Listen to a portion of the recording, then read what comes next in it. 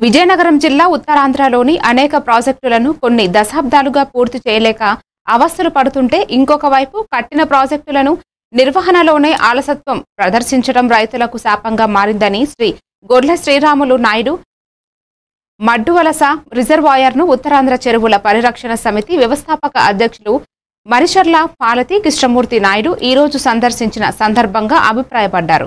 Project గేట్లు ఎత్తి నీటిని వృధాగా సముద్రపాలు చేసిన కంటే 12,000 ఎకరాలకు అదనపు ఆయకట్టను త్వరగా నీళ్లు అందేటట్లు చేయాలని కోరారు. మన సంపద ఎంతో దుర్వినియోగం అవుతుందని ఆందోళన వ్యక్తం చేశారు. చెరువుల పరిరక్షణ సమితి వ్యవస్థాపక అధ్యక్షుని మాట్లాడుతున్నాను. ఈరోజు మనం మడ్డువలస దగ్గర గొర్ల శ్రీరాములు నాయుడు ప్రాజెక్ట్ దగ్గర మనం ఉన్నాము. ఈ ప్రాజెక్టు ఈరోజు ఒక గేటు కూడా ఓపెన్ చేశారు, నీళ్ళు ఎక్కువ వస్తాయి అని చెప్పి. అదే అదనపు ఆయకట్టు 12,000 ఎకరాలకి మనం ఇచ్చుకునే పొజిషన్ ఉండుంటే పాటికే ఈ పరిస్థితి వచ్చేది కాదు. ఈ నీళ్ళన్నింటినీ మనం ఉపయోగించుకునే వాళ్ళు. ఇక్కడేమో ఆ గేట్ ఓపెన్ చేయడం వల్ల చాలా వరకు సముద్రంలోకి పోతున్నాయి ఆ నీళ్ళు.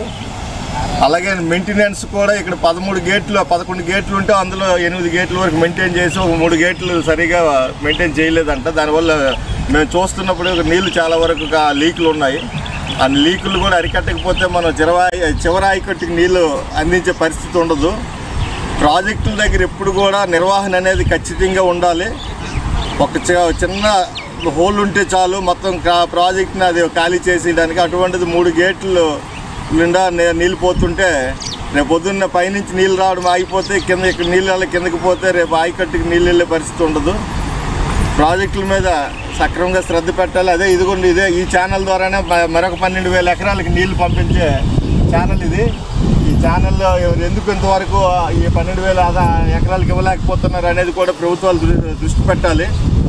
ఈ ప్రాజెక్ట్ని పూర్తిగా సద్వినియోగం చేసుకున్నట్టు అవుతుంది. ఎంత నీరు ఉంది ఇక్కడ మనం అయినా కూడా మనం ఈ కాలువలు సరైన మన పూర్తి స్థాయిలో ఉపయోగించుకోలేకపోవటం వల్ల ఈరోజు కిందకి కొంత పోతుంది.